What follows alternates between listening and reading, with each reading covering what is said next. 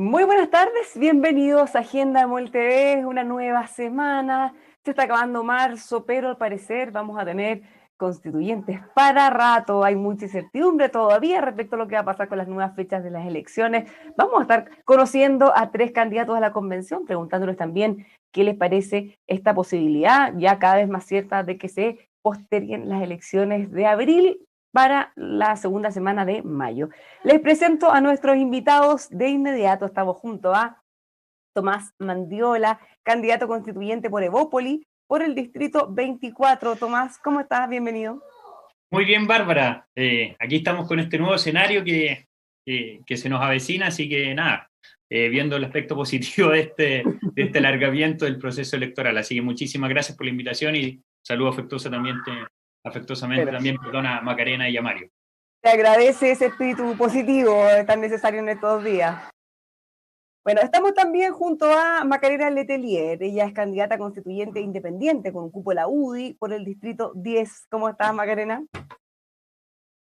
Está en silencio, no te podemos escuchar. Sí, ahí sí. Hola, Bárbara, muchas gracias por la invitación. Un saludo a Tomás y a Mario. Y qué bueno estar con Tomás para ver si me contagia lo de lo positivo, porque me ha costado encontrarlo. Pero sí, la salud es lo primero. Ya lo conversaremos las otras cosas.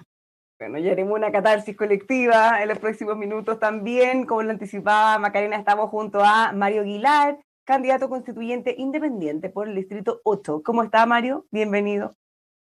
Muy bien, muchas gracias, Bárbara, por la invitación. Aquí desde la sede del Colegio de Profesores Comunal Maipú, donde estábamos en campaña y nos vinimos aquí a hacer este live. Saludo a Tomás y a Macarena, y aquí disponibles para conversar de estos temas tan importantes. Bueno, antes de entrar en detalles respecto a los contenidos, también hablar de cómo se están tomando, cómo impacta a las campañas eventualmente esta postergación de la elección, primero que todo cuéntanos un poco de ustedes, de sus trayectorias y sobre todo de por qué decidieron emprender este desafío tan duro de ser candidatos a la convención. Tomás. Sí, bueno, en mi caso es primera vez en la vida que emprendo una candidatura. Yo soy, bueno, abogado de profesión, pero me dediqué a la educación ya hace más de 7 años, me dediqué a hacer clases a través de la Fundación Enseña Chile durante 2 años, y después tuve la oportunidad de trabajar como seremi de educación, cargo en el cual estaba hasta enero de este año. La verdad, para ser honesto, no había sido candidato y nunca había pensado serlo, pero tampoco estuvo en los planes de nadie iniciar un proceso histórico hacia una nueva constitución. Y pensando en que me apasiona el servicio público, en que además soy abogado y terminé un magíster en Derecho Constitucional el año 2017 acá en la Universidad Austral, y creo que creyendo también que es muy importante que rostros jóvenes, nuevos, con energía, también demos un paso adelante para participar en política y dignificar la actividad política, es que esa razón y también muchas personas que me incentivaron a dar este paso, tomé la decisión finalmente de renunciar y asumir el desafío de ir como candidato por la región de Los Ríos, porque creo que la nueva constitución es algo demasiado delicado, demasiado importante y que va a ser determinante para el futuro de nuestro país y de nuestros hijos. Muchas gracias, Tomás. ¿Cuál es tu historia, Macarena? Bueno, yo siempre me defino primero como mamá de 3 hijos hombres, soy abogada de la Universidad de Chile, cursé ahí un magíster en Derecho Público. Si bien es mi primera campaña política, sí tuve una incursión en campañas gremiales, gané las elecciones del Colegio de Abogados hace casi 2 años van a ser, con sus vaivenes, pero tuve la primera mayoría.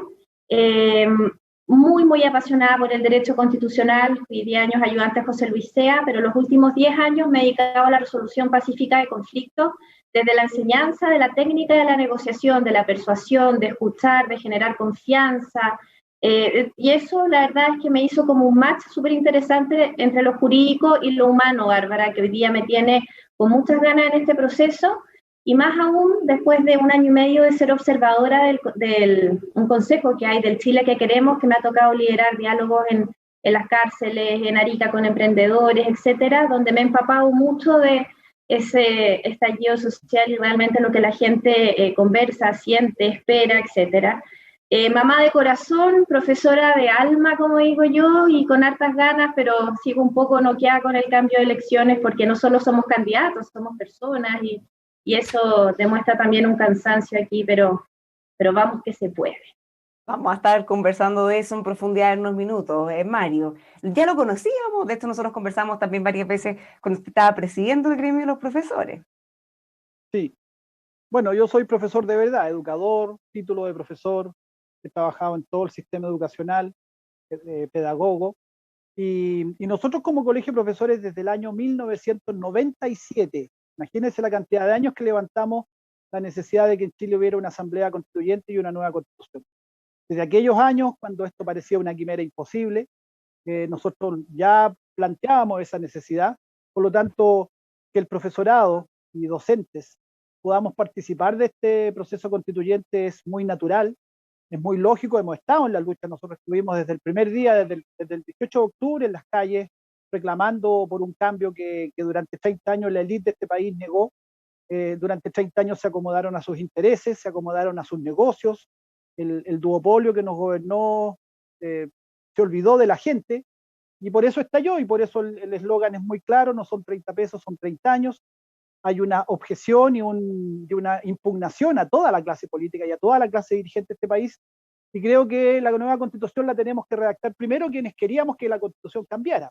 Los que estuvimos por el apruebo, me parece que tenemos la autoridad moral para ahora redactar una nueva constitución, me parece bien poco presentable que quienes no querían cambio y querían rechazo y por lo tanto que todo siguiera igual, ahora se presenten para redactar una nueva constitución. Obviamente van a ir ahí a poner problemas y a pedir los cambios más que a redactar una nueva constitución. Y los que estuvimos en la calle luchando para que hubiera cambio en este país. Así es que por eso voy con mucha convicción en el Distrito 8 para poder ser constituyente desde el profesorado y desde la ciudadanía que hemos reclamado. Bueno, ¿qué les pareció estos anuncios? Todavía, como decía al comienzo, es incierto, porque si bien el presidente Piñera anunció en cadena nacional que se propone postergar las elecciones, eso va a ser una decisión que tiene que pasar por el Congreso. Es una reforma constitucional que necesita 2/3, o sea, van a tener que llegar a acuerdos importantes. ¿Qué les parece a ustedes esta posibilidad que sea tan cierta de que se postergue por prácticamente un mes? Tomás. Sí, solo un segundo antes de entrar a tu pregunta, que es fundamental. Yo quiero decir que el ánimo mío, yo creo que, y creo que debería ser el ánimo que domine y que prime en la Convención Constitucional y en todo este proceso constituyente, es justamente lo contrario de lo que plantea Mario. Yo creo que, en primer lugar, todos tienen la legítima y el derecho democrático a participar, tanto quienes estuvimos por el apruebo o quienes estuvieron también por el rechazo. Se habla mucho que esto tiene que ser la casa de todos, y por lo tanto es fundamental que todos los chilenos y chilenas de todas las visiones se puedan sentir representados en ese proceso constitucional. Hay que ir con un espíritu no beligerante, no de denostar a los otros, sino que de verdadera humildad, de verdad, de ponernos en el lugar del otro, de un diálogo sincero, de no ir lleno de convicciones, de me las sé todas, ir a poner mi bandera, sino ir a escuchar el otro, estar dispuesto a ser convencido. Ese es el ánimo y el espíritu que tiene que primar. No creo que ese ánimo de aquí pueden participar algunos, yo tengo la autoridad moral para estar acá, o cuando dice yo de verdad soy profesor, tipo de cosas que la verdad yo no voy a caer en ese juego, pero lo que quiero decir es que aquí tiene que primar el respeto absoluto por el que piensa distinto y la buena fe y el diálogo verdadero para que este proceso pueda ser exitoso, pensando especialmente en que se necesita un quórum altísimo para poder aprobar cada norma, lo cual implica que distintos sectores políticos y sociales tienen que estar de acuerdo y poder encontrar esos grandes consensos. Respecto a la pregunta, bueno, yo en principio, por un tema, claro, del desgaste y todo, pensaba que era mejor no postergarla, tomar todas las medidas para que se pudiera realizar, obviamente, de manera segura, pero en vista de la situación extrema y lamentable que estamos viviendo en temas sanitarios, como lo dijo el Consejo Asesor COVID unánimemente, el exministro Mañalich, entre otros, se generó un consenso político y también técnico para decidir aplazar, y yo creo que la salud está primero siempre, y por lo tanto hay que aceptar esa realidad, y yo creo que todos los candidatos tenemos que mirar esto, aunque nos cueste un poco a algunos, a otros quizás les viene mejor, a otros no, pero es la ley pareja nos dura. Yo creo que tenemos que readecuarnos y pensar que esto es una oportunidad para poder llegar a más personas, que el conocimiento del proceso constituyente llegue a mucho más ciudadanos, y de esa manera sea un proceso mucho más participativo, con mucha mayor legitimación democrática. Así que en ese sentido yo lo veo como una oportunidad, además que quienes somos más nuevos en este proceso hemos cometido más errores al principio, y al menos a mí en ese sentido me viene un poco a favor, porque así puedo tener más tiempo para aprovechar este conocimiento y aprendizaje que he acumulado en estos últimos meses. Así que eso respecto a este nuevo escenario. Macarena, más allá de lo agotador, del cansancio, ¿qué impactos tienen para ustedes? Porque también se ha mencionado la necesidad dentro de lo que pide, por ejemplo, la oposición para poder aprobar esta postergación, es que se congelen las candidaturas, que de alguna manera nadie pueda sacarle ventaja a los otros. ¿Cómo lo ven ustedes desde lo práctico también? Gracias, Bárbara. Mira, no quiero... Yo me muteé. Yo acá estoy, sí. ¿Te escuchas esto? Sí. No, yo no quería empezar sin antes hacerle ahí también un gesto a lo que señala Tomás. Nos conocimos hoy día acá, pero yo había anotado, Mario, 2 puntos: no prejuzguemos, no casillemos, no nos arroguemos superioridad moral, no enarbolemos bandera de manera exclusiva, porque por lo menos mi posición de estar acá es súper distinta, entonces coincidir ahí con Tomás y invitar a Mario a un discurso distinto. Yo creo que si tenemos ese discurso antes de la convención, nos vamos a demorar mucho más en tratar de llegar a acuerdos por todo este país, y yo creo que esa es la apuesta de muchos, y de distintas miradas, veredas, también venimos de otra generación, entonces yo creo que ahí es bien importante, no sé, comenzar al menos con un discurso diferente. Dejo la invitación abierta. Ahora también comentaba Tomás, se cometieron o cometimos, no sé si errores en un principio, pero cuando uno está en este ejercicio de campaña por primera vez, va aprendiendo en el transcurso. Y pucha, uno sentía como que iba subiendo un cerro, sobre todo cuando no tiene un nivel de conocimiento tal como otros candidatos en el distrito, en el caso del distrito 10, que yo estoy, exministro, personas que de alguna manera el conocimiento de las personas era mayor, y ahí había un desafío muy grande, y que ha sido también una tremenda oportunidad de aplanar el distrito caminando, las ferias con las personas, con Zoom, con distintas comunidades civiles de la sociedad civil. Entonces, si bien es una tremenda oportunidad, el esfuerzo también llega como a una meseta de alguna manera, donde hay una aprehensión legítima de que, no sé, yo pensaba como de cantarle al electorado esta canción de Coco, recuérdame, 6 semanas más. Pero bueno, yo creo que no hay duda alguna de que la salud es lo primero.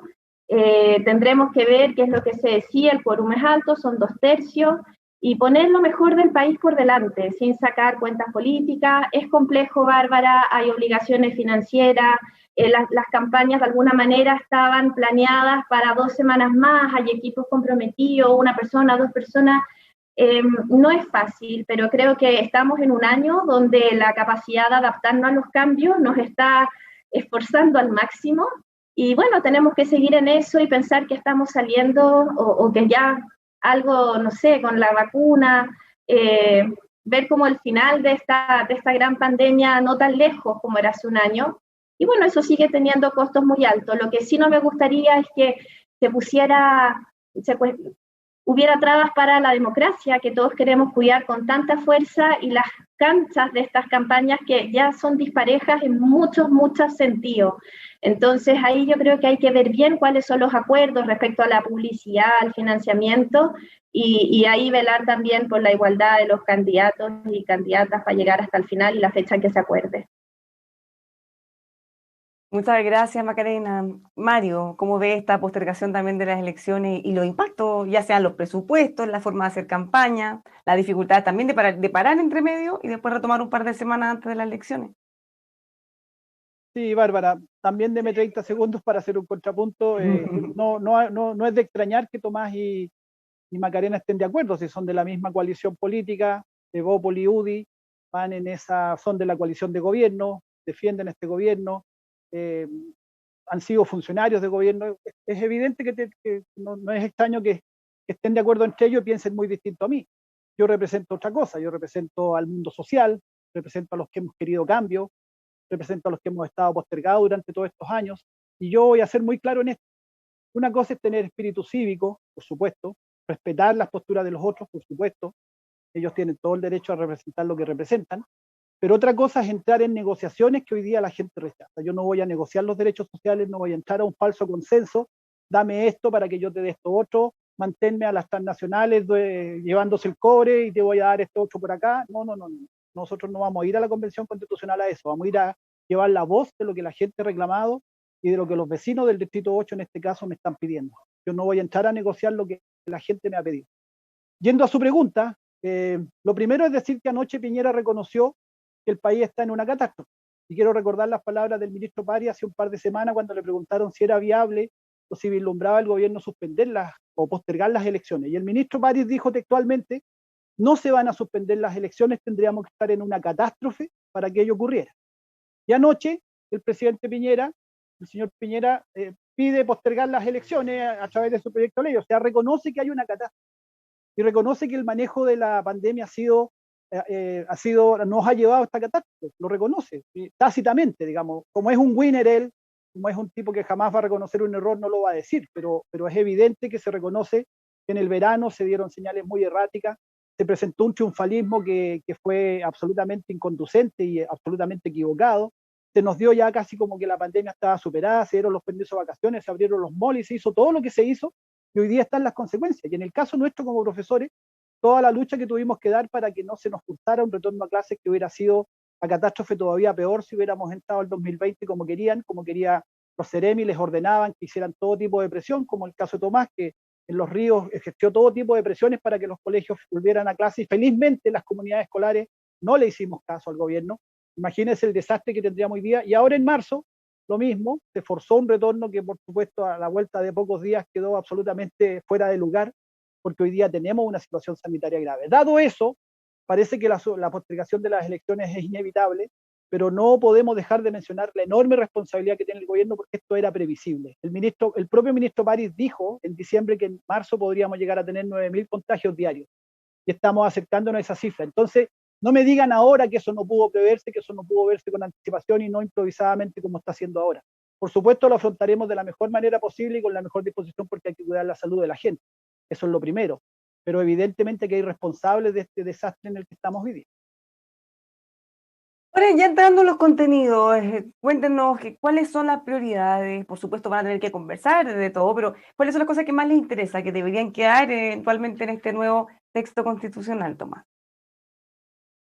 Sí, muchas gracias por esa pregunta. Para entrar en los contenidos, en una discusión más constructiva, yo creo que como Karina estamos de acuerdo, no vale la pena ya tratar de convencer a otras personas que tienen un ánimo más beligerante en la conversación y que no ayudan en absoluto en este proceso, así que no voy a gastar tiempo en referirme a las acusaciones ni otros dichos del señor Mario Aguilar. Entremos a las propuestas, a construir, que es lo más complejo, destruir siempre es fácil. Las principales propuestas mías van en la línea, primero, de algo que es algo transversal, yo creo, en todas las regiones y todos los representantes de distintos colores políticos, además de las regiones, que es la descentralización. Es un concepto que se ha repetido mucho en las últimas décadas, pero yo soy un convencido de que la nueva Constitución es una oportunidad única e histórica para avanzar hacia un país verdaderamente descentralizado. Actualmente, según la OECD, estamos entre los 3 países más centralizados del planeta. Solo el 13% del presupuesto público son gastos subnacionales, es decir, que son decididos a nivel regional o municipal. El promedio de la OECD es más de un 40%. Lo mismo en temas de tributación. A nivel regional, nuestro porcentaje igual es bajísimo en comparación con el de la OCDE. Tenemos un exceso de centralización. Yo lo viví como Ceremi también. Todo depende de Santiago, es muy poca la autonomía, la libertad que uno tiene, eso va minando que los jóvenes más talentosos se puedan quedar en las regiones, que haya realmente poder de decisión. Sin duda la elección de gobernadores regionales y otro es un paso adelante, pero yo creo que falta muchísimo. Yo soy partidario de terminar con el concepto de Estado unitario, abrazar el concepto de Estado descentralizado. Esto no significa que las regiones van a ser repúblicas independientes, pero sí un nivel de autonomía mucho mayor. El concepto unitario ha demostrado no estar a la altura de Chile, ya llevamos más de 200 años así, estamos en el top 3 de los países más centralizados del mundo. Y lo principal, quiero potenciar y que sean los municipios el eje central de las políticas regionales y nacionales, pero obviamente reforzando con mucha fuerza la fiscalización en el buen uso de los recursos públicos y el índice de probidad. Las otras propuestas que para mí son fundamentales es la primera infancia y la educación parvularia, es algo que yo he empujado siempre con mucha fuerza durante toda mi carrera, también cuando estuve en el Ministerio de Educación aquí en la región. Y es por una convicción muy profunda, porque si realmente nos tomamos en serio el tema de la desigualdad injusta en nuestro país, como una de las principales heridas y que más nos duele e indigna, que no hay una cancha realmente pareja, y que los resultados en la vida de una persona dependen mucho más del lugar donde nació, de la escuela donde fue, o del apellido que tiene, a todos los que creemos en la igual dignidad de toda persona, eso es algo que nos molesta mucho. Entonces yo creo que si realmente queremos emparejar la cancha, la educación parvularia es la etapa más importante. El premio Nobel James Heckman, lo viene diciendo hace décadas, todos los estudios nacionales e internacionales también, en los primeros 5 años de vida, cuando realmente podemos emparejar la cancha y avanzar hacia un país en que la cuna no marque tu destino. Ya lo decía Gabriela Mistral, el futuro de los niños siempre es hoy, mañana será tarde. Y los otros, para no monopolizar tanto el tiempo, no sé cuánto me queda, un concepto de nuevo Estado para mí también es fundamental. No sacamos nada con escribir muchos derechos sociales, garantizar que la Constitución los garantice, el derecho a una educación o salud de calidad, si no tenemos el Estado, los servicios públicos que realmente puedan concretar esos sueños de la ciudadanía, y que esto que escribamos en la Constitución no sea una nueva promesa frustrada, una nueva frustración de expectativas de la ciudadanía, porque eso minaría también y disminuiría aún más de lo que ya estamos el nivel de confiabilidad y legitimidad de los representantes y de la política en general. Me parece también el concepto de equidad de género está en mis principales propuestas, que haya un mandato vinculante a todos los órganos del Estado para avanzar en serio a través de políticas públicas efectivas hacia una igualdad de derechos y oportunidades entre hombres y mujeres. Mercado justo es un concepto fundamental, incorporar la protección de la libre competencia y los derechos de los consumidores como algo central.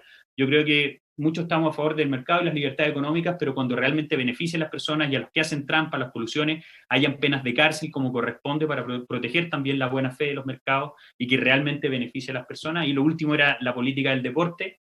Un segundo solamente, Chile es el número 1 en América Latina en obesidad y sobrepeso infantil y consumo de droga y alcohol. El deporte como deber fundamental del Estado me parece crucial porque es la política social que más impacto tiene en esa área.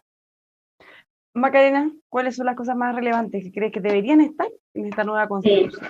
Bueno, dejo de lado las cosas básicas como el principio de igualdad y libertad en su máxima manifestación, la persona al centro, eso son cosas que los hemos dicho y yo siento un gran acuerdo en general.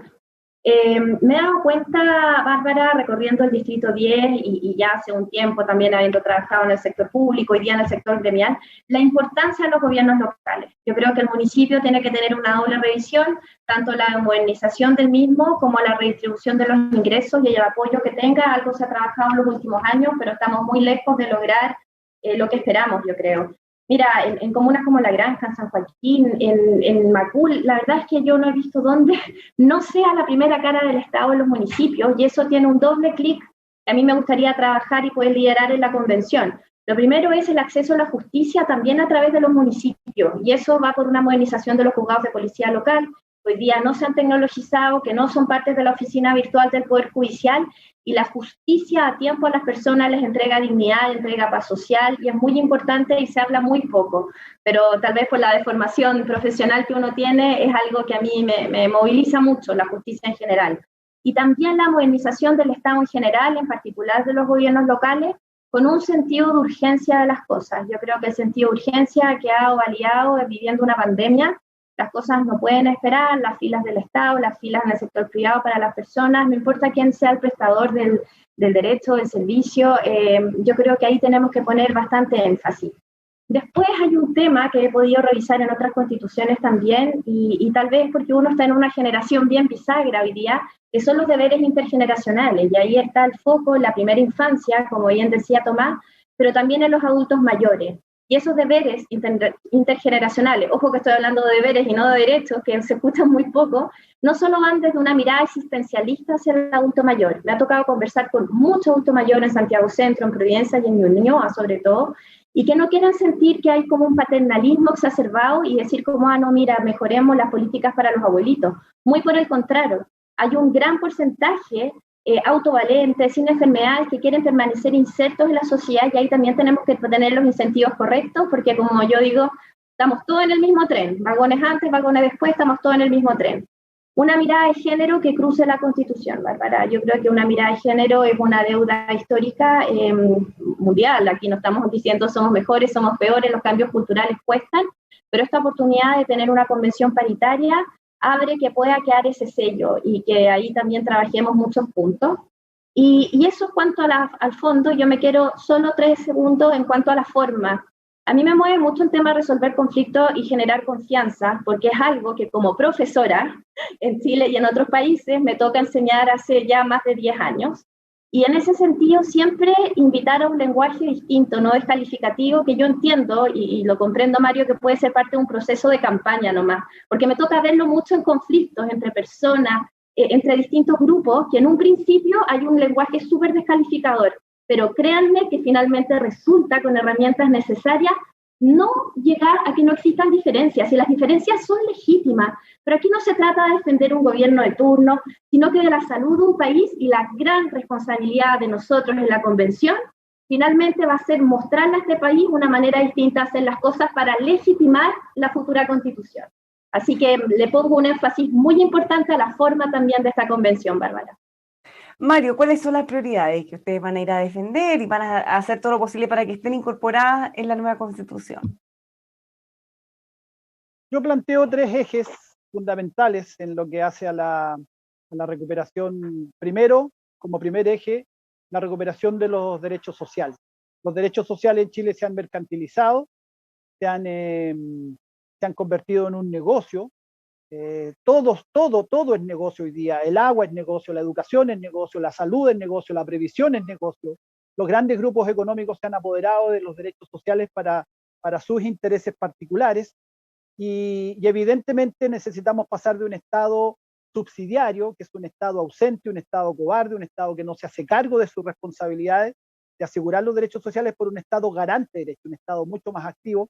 Yo creo en la salud y la educación gratuita. La salud pública y la educación pública deben ser gratuitas. Pueden haber también prestadores privados, pero el Estado debe priorizar el desarrollo de una educación y una salud pública. Tenemos que modificar completamente el sistema previsional y pasar del ahorro forzoso, en donde nos expropian nuestros recursos porque nos obligan a cotizar con entes privados que lucran con nuestros fondos, pasar a un sistema público que asegure pensiones dignas y decentes, no como la miseria que tenemos hoy día. Tenemos que asegurar derechos laborales que hoy día son muy débiles. Tenemos que recuperar el derecho al agua. Hoy día, cuando el gobierno o las autoridades de salud dicen lávese la mano todos los días, y por ejemplo en Tiltil, que es una comuna de mi distrito, hay comunidades completas que no tienen agua potable en la casa, no tienen para lavarse las manos porque no existe el agua potable en sus casas, porque han saqueado el agua privado, se han apropiado de ello y han hecho de eso un tremendo negocio. El segundo eje es la recuperación de nuestros recursos naturales. Para financiar nuestras necesidades sociales en Chile, que son muchas, tenemos que recuperar el cobre, recuperar el litio, recuperar el mar, que todo eso se ha entregado a privados y a empresas transnacionales. El cobre se lo llevan prácticamente a manos llenas, tributando virtualmente cero o muy cercano a cero. Si se llegara a entregar concesiones a privados, estos tendrán que pagar un royalty justo, no la vergüenza que pagan hoy día. Hoy día el promedio de royalty para explotación minera es de un 8% y el promedio mundial es de un 25%, es decir, Chile, por decisión de sus gobernantes, de esta élite corrupta que nos ha gobernado tanto tiempo, sencillamente el cobre se lo regalamos, se lo estamos regalando el litio ahora, que es el metal del futuro. Tenemos que recuperar el agua, que hoy día es un negocio privado. Y un tercer eje es el que profundicemos una democracia. Necesitamos una constitución de tercera generación, en donde los derechos también a la participación, el derecho al trato digno y al respeto a cada uno de los ciudadanos y ciudadanas, donde la igualdad no sea una mera declamación, como es hoy día. Todos sabemos que en Chile, aunque se declame igualdad, eso no existe. No es lo mismo vivir en La Pintana que vivir en Las Condes o en Vitacura. No es el mismo trato que tienes si tu piel es más morena o tu piel es más blanca. Si tu apellido es de un origen europeo o tu apellido es de un pueblo originario, no es el mismo trato. En Chile el Estado es clasista, la élite es muy clasista. Tenemos una élite prepotente, arrogante, que ha maltratado a la gente. Por algo a la ex Plaza Baquedano la rebautizamos como Plaza de la Dignidad, porque el reclamo más grande que hay en todo este estallido social es justamente que nos traten como nos merecemos, como corresponde.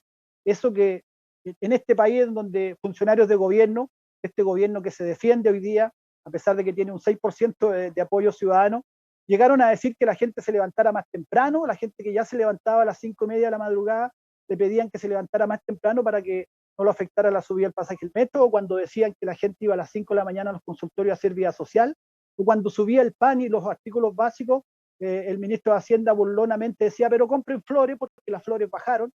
Ese trato arrogante, prepotente, la corrupción, estos parlamentarios que se financiaron con platas negras, con corrupción, los Moreira, los Longueira, que en vez de estar en la cárcel, ahí siguen vivitos como si nada, siendo que se financiaron de manera absolutamente corrupta en sus campañas, donde los grupos económicos les mandaban sus minutas de cómo tenían que legislar, y todo eso, a pesar de estar comprobado, tenemos un sistema político hoy día donde eso no tiene virtualmente ninguna sanción. Los corruptos tienen que ir a la cárcel, no a clases de ética, eso tiene que estar en la nueva Constitución.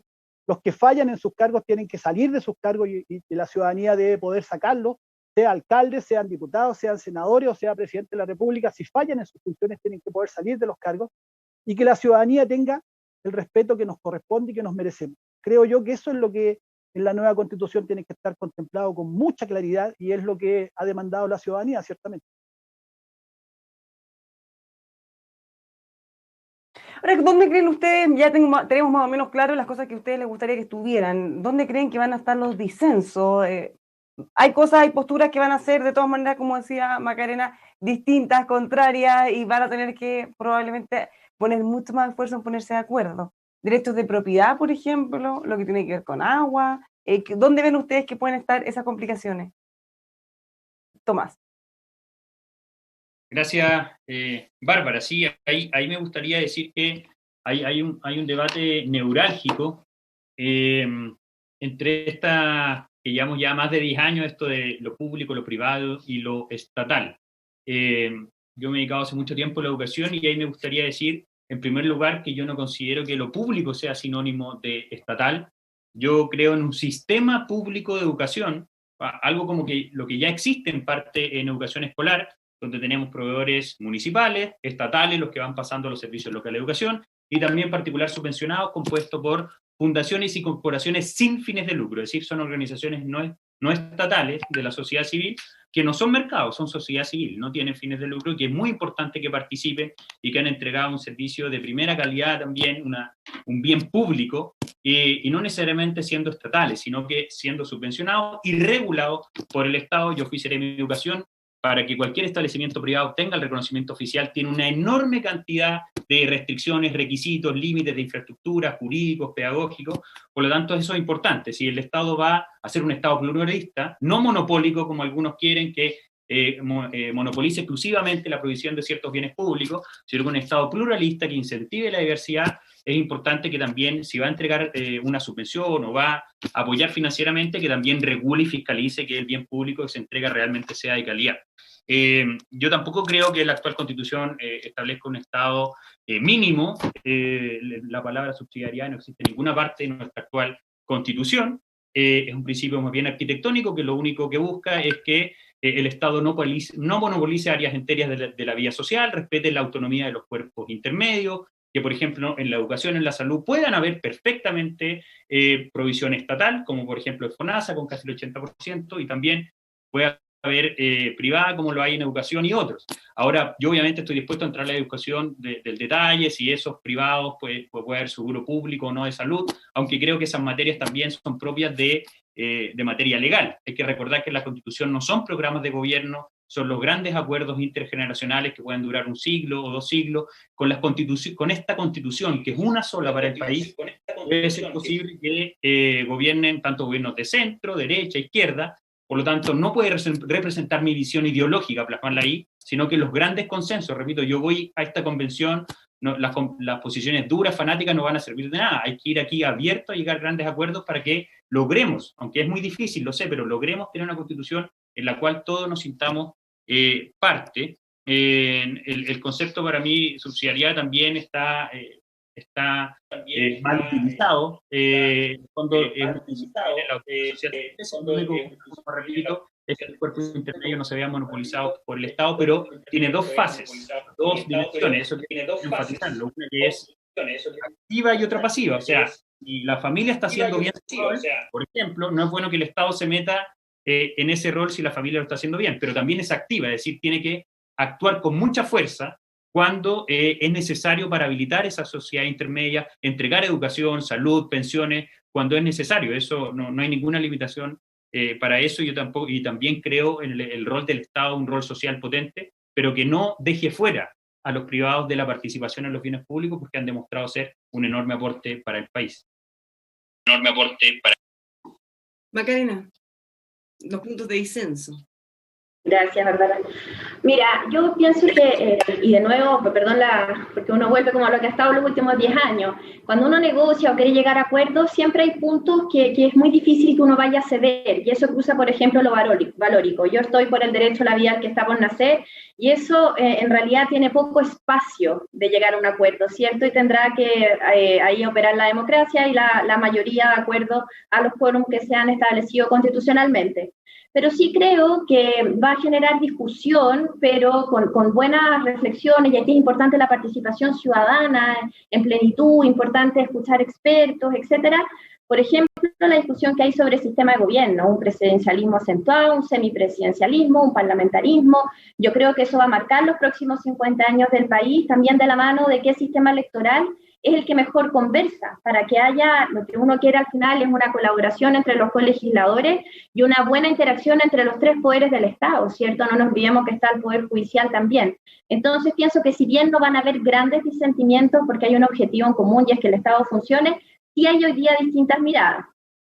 Después también el rol del Estado, algo comentaba Tomás, el Estado es subsidiario, se contrapone a un Estado prestador de derechos sociales o de la solidaridad cuando uno va y busca la palabra subsidiariedad que no existe en la Constitución, pero sí es cierto que hubo un desarrollo jurisprudencial del Tribunal Constitucional que sí la contuvo, pero que también ha ido evolucionando. Entonces, de nuevo, no confundir una prestación pública con que haya una exclusividad de quien sea el prestador, sino que yo creo que tiene que ser mixto y, en definitiva, poner el foco en que sea lo mejor para las personas de nuevo. Los paraísos para vivir en países que solo el prestador es el Estado están lejos de ser lo que nosotros queremos para los chilenos y las chilenas, y en eso sí también creo que estamos de acuerdo. También yo creo que ciertos mitos, pero va a haber mucho acuerdo en qué entendemos hoy día por familia, un sentido amplio, donde esté el respeto, donde de nuevo no haya una soberbia moral sobre decir, no, mira, mi modelo de familia es el único modelo. Yo estoy casada hace 20 años, tengo 3 niños, pero estoy lejos de pensar que es el único modelo. Por el contrario, hoy día uno conversa con nuevas generaciones, respeta, ha ido también entendiendo, yo creo que lo importante es que haya en quienes están a cargo de niños, de niñas, de adolescentes, que haya cariño, que haya lealtad, que haya educación. Y en ese sentido también recordar con mucha fuerza la libertad de los padres a elegir el proyecto educativo de los hijos. Entonces, si bien creo que hay temas donde va a haber disenso, va a haber que discutir más, también hay otros temas cruzados muy fuerte por lo valórico, donde va a tener que operar, me imagino, que las votaciones, porque es poco el espacio para ceder. Creo que la mirada para lo mejor del país es lo que tiene que primar, y ahí está la apuesta, Bárbara, ahí está la apuesta. Mario. Sí, en la anterior pregunta no me veía en primer plano mientras respondía. ¿Hay algún problema con la transmisión, parece? No aparezco en primer plano, aparezco solo con la voz. ¿No? Ah, perdón. No, yo lo veía así en el... Perfecto. Ya, perfecto. Gracias, Bárbara. Mire, muy buena su pregunta, porque la intervención de Tomás me parece a mí que respondió de manera muy sincera a él, y realmente se lo reconozco y le felicito, porque él dijo claramente que en educación quería que siguiera el sistema que está ahora, dijo que le parecía bien el sistema como está ahora en educación, y defendió las bondades de la definición del Estado en la actual Constitución. Y yo creo que expresó él con mucha sinceridad, y yo lo reconozco, cuál es su visión, que en el fondo es que las cosas cambien lo mínimo para que todo siga más o menos igual. Bien, y él representa esa visión, que le gusta cómo es el sistema educacional actual. Yo represento la visión de los que queremos que cambie radicalmente el sistema educacional actual, porque lo hemos sufrido lo que es la educación de mercado, hemos sufrido la dictadura del CIMSE, hemos sufrido la desnaturalización del sentido de la educación, en donde finalmente todo se orienta a los rendimientos, a los rankings, a la competencia. Nuestros niños presionados cada vez más por rendir, son un número. Nosotros queremos que eso cambie radicalmente. Nosotros no creemos que el CIMSE sea sinónimo de buena educación. Por ejemplo, creemos en una visión mucho más integral de la educación, mucho más en favor de un desarrollo pleno de la persona y no simplemente de competir y competir. Creemos que el derecho a la educación es para todos, no solamente para algunos. Creemos en que la educación superior debiera ser gratuita, como es en muchos países del mundo, cuando nos cuentan que eso es casi imposible, que somos unos quiméricos, que no, hay muchos países en Europa, países en Latinoamérica que no son seguidores de Maduro ni nada por el estilo y que sin embargo tienen educación gratuita, como Uruguay, por ejemplo, por ponerle un ejemplo bien cercano. En Uruguay la educación superior es gratuita, pública, y todos acceden a ella si tienen los requisitos. Tampoco creemos en el concepto de Estado que defiende Tomás de ninguna manera. Nosotros creemos en un Estado mucho más activo, no un mundo estatista donde el Estado controle todo. Nadie está pretendiendo que el Estado fabrique los zapatos, los botones y que fabrique los muebles. Eso es bastante absurdo. Estamos sí queriendo un Estado protector, un Estado que proteja a la ciudadanía, un Estado que cuando se enfrentan catástrofes como la que tenemos hoy día, por ejemplo la crisis sanitaria tremenda que hemos tenido, sea un Estado mucho más activo. No un Estado que haga negocio, como cuando compraron las canastas familiares y las pagaron a 3 veces el valor real, o cuando arrendaron el espacio riesgo a los amigos para que hicieran negocio con la pandemia.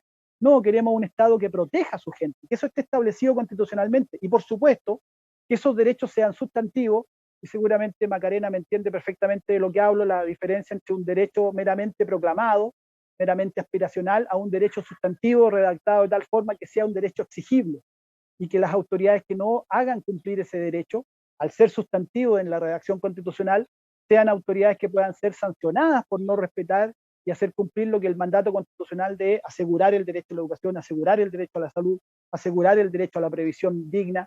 Entonces, por supuesto que hay diferencias. Yo creo que va a haber un sector que va a querer que los cambios sean lo más cosméticos posible, porque defienden intereses de quienes han lucrado y se han favorecido con esta constitución actual, y quienes queremos, que yo creo que representamos al 80% de la ciudadanía, los que salimos a las calles, el 1,5 millones que estuvimos en la Plaza de la Dignidad. Yo estuve en la marcha del 1,5 millones, estuve en todos esos movimientos que levantamos, estuve caceroleando, estuve reclamando contra Piñera y sus políticas que yo creo que han sido tan dañinas. Fuimos los que recibimos la amenaza de que se nos declaraba la guerra, porque éramos un enemigo implacable y poderoso, porque queríamos cambiar este país. Bueno, ese 80%, el que se nos declaró la guerra, no queremos que los cambios sean por medio de una guerra, queremos que los cambios sean mediante esta convención constitucional, en donde se exprese la voluntad del pueblo y la voluntad de la ciudadanía que quiere cambios profundos y no cambios cosméticos, no cambios menores. Quiere cambios profundos porque eso es la voluntad que se ha expresado y el plebiscito lo dejó muy claro y muy contundentemente, que la gente quiere cambio, y eso es lo que tenemos que concretar en la convención constitucional que viene. Nos quedan solo un par de minutos. Me gustaría dejarles quizás un tiempo libre para que puedan cerrar alguna cosa que no hayamos conversado en esta oportunidad, hacer un llamado también para quienes nos están viendo, que lo conozcan y puedan votar por ustedes en las próximas elecciones, que todavía no sabemos muy bien cuándo van a ser, pero van a ser algún día, esperemos. Tomás. Esperemos. ¿Quién va? ¿Voy yo? Tomás, para terminar con el mismo orden. Ya, perfecto. Muchas gracias. Sí, yo, bueno, obviamente estoy en desacuerdo con lo que dice Mario, pero lo que me preocupa, porque pueden haber diferencias de opiniones, pero no diferencias de hechos o sobre hechos concretos ciertos. Por ejemplo, ya hace más de 6 años se zanjó el tema del lucro de la selección y el copago en la educación escolar, está prohibida hace rato, y si él tiene antecedentes que eso esté ocurriendo, lo invito a presentar las denuncias correspondientes, la Superintendencia de Educación y los organismos. Se arriendan los edificios, Tomás, si tú sabes que se arriendan los edificios. Por favor, no te interrumpí en ningún momento, gracias. No te interrumpí cuando tú estabas hablando. Eso ya se prohibió hace rato, por ejemplo, en el área escolar. Entonces, lo que yo creo que ellos proponen es casi que eliminar los particulares subvencionados que existen actualmente, porque yo he visto el maltrato que se les dio en el gobierno anterior, están totalmente out, se fueron dejados fuera de las políticas de Junaed, por ejemplo, en la entrega de computadores. Para que ustedes sepan, en séptimo básico a los particulares subvencionados se les entrega un porcentaje ínfimo del séptimo básico con una enorme cantidad de requisitos, este computador de manera gratuita, y en el sector municipal se le entrega al 100%. A personas, por ejemplo, puede estar el hijo de Andrónico Luxich en el séptimo básico municipal y se le entrega a él también. Una discriminación absoluta. Entonces, cuando dicen la educación pública está desmejorada, es una mentira, que Mario Beliar también repite. la educación pública, municipal, quiero decir, recibe muchísimos más recursos que la particular subvencionada, muchísimos más. Recibe el FAE, Fondo de Apoyo a la Educación Pública, estos computadores, montones de otros beneficios. Y aún así la educación particular subvencionada se la ha logrado arreglar para entregar también una educación de calidad. Yo quiero que muchas cosas cambien. Yo amo la educación, me he dedicado a esto de corazón. Creo que el liderazgo directivo es algo fundamental que tiene que haber. No sé si ponerlo en la Constitución, pero es ahí donde pasa el corazón de la calidad, y todas las investigaciones últimas nos han dicho eso, también la OECD. Creo que la formación inicial docente es un tema clave, falta incentivarlo mucho más, la carrera docente fue un avance, pero creo que falta aún mucho más reconocer la labor de nuestros profesores en mucho mayor medida, no solo remuneraciones. La educación parvularia tiene que dejar de ser el vagón de cola. Cuando yo asumí los 64 jardines FTF de Los Ríos, cero, ninguno tenía reconocimiento oficial. Estaban con un programa de Junji construyendo jardines en todas partes que al final fueron abandonados. Logramos avanzar en eso. Entonces, cuando hablan de educación, de justicia, de igualdad de oportunidades, y ponen todos los huevos de la canasta en educación superior, teniendo votada la educación parvularia, el 50% de los niños entre 2 y 4 años va a los jardines infantiles, y eso es mucho más alto en los niveles más bajos de recursos. Entonces no me vengan a hablar a mí de justicia, igualdad de oportunidades, cuando lo que proponen son cosas que van justamente en contra. Muchas gracias, Tomás. Eran un par de segundos nomás. Ya, pero lo que propongo es eso, que ojalá el ánimo de diálogo prime en esta Constitución para que realmente nos represente a todos y a todas. Muchas gracias. Macarena, palabras finales. No, mira, solo también respecto, ya que me desplazó Mario, de que yo sabía bien de la diferencia entre derechos sustantivos y aspiracionales. Por supuesto que hay una diferencia, pero creo que lo más importante, lo que va a hacer la diferencia de este proceso es el principio de realidad y informar con la mayor responsabilidad a quienes nos están escuchando. Yo creo que ya no son tiempos de populismo y decir que todos los derechos sociales van a entregarse o a garantizarse al día siguiente de dictar esta Constitución. Es súper irresponsable, porque al final uno no tiene que pensar también en cuáles son los proyectos o programas de gobierno, cuál es el presupuesto, cuál es la realidad de ese minuto de un gobierno. Entonces, eso por una parte, yo creo que es el minuto de ser responsables si queremos construir un país que viene. Yo invito a los vecinos y a las vecinas del Distrito 10 a apostar por nuevo liderazgo, no solo por decir que no queremos que se nos digan que están en guerra con nosotros, sino que no pasarnos 50 minutos atacando y solo buscando las cosas que nos han hecho. Yo creo que hoy día se requieren nuevos liderazgos para que este país salga adelante. No importa el sector político, es solo la mirada y la disposición para construir y no destruir. Esa es mi invitación, y apostar por esas personas que hoy día quieren llegar a la convención. Muchas gracias. Muchas gracias, Macarena. Y finalmente, Mario, la invitación para quienes nos están viendo. Bueno, decir primero que me llevé una gran sorpresa, que no tenía idea que Andrónico Lucic tenía a su hijo en un colegio municipal. Pero bueno, era un ejemplo de mostrar la discriminación de lo municipal y lo particular subvencionado. El mundo de Bill Cipap, de Tomás, que dice que la educación municipal está fantástica en Chile, realmente no se condice, pero ni cercanamente, con la realidad. Lamento que siendo Ceremi no llegara a entender Mario, te pido que no los mientas, graves problemas que tiene la educación municipal. Ahora no me don Mario, lo invito porque ya nos quedan solo unos segundos para quienes lo estén viendo, para no cerrar. Tomás, a ver, soy profesor, Bárbara, soy profesor, y le digo a la gente que en mi condición de profesor considero que es muy importante que nosotros estemos en la Convención Constitucional, porque aportamos la mirada profesional, nuestra formación académica, aunque sabemos de todo lo que nos entrega nuestro título profesional universitario, pero además tenemos la sensibilidad social de trabajar todos los días con el país real. El país real está en nuestras escuelas, el país real llega allí, vemos en nuestros niños, en nuestros estudiantes, en nuestra familia lo que se está necesitando, conocemos muy bien, tenemos sensibilidad social. En el Distrito 8, Maipú, Cerrillo, Estación Central, Pudahuel, Colina, Quilicura, Lampa y Tiltil, no cabe duda que hay mucho por hacer, no cabe duda que es la gente que ha estado más marginada, el Santiago periférico, por decirlo, no el de Vitacura y Las Condes, y esa gente es la que necesita tener voz en la Convención Constitucional, y yo quiero ser esa voz y llevar ahí lo que los territorios del distrito mandaten, no mis ideas personales, sino que lo que las asambleas y cabildos territoriales establezcan como mandato para llevar a la Convención Constitucional. Muchas gracias, Mario. Agradezco también a Tomás y Macarena por haber estado con nosotros esta tarde, y bueno, les deseo todo el éxito en este proceso duro y largo que se nos viene todavía hasta las elecciones. Que les vaya muy bien a todos. Gracias, Bárbara, por la invitación. Bueno, así despedimos también este abrazo. espacio. Dejamos a todos invitados para que sigan juntos nosotros conociendo a sus candidatos a la Convención Constituyente aquí en emol.com.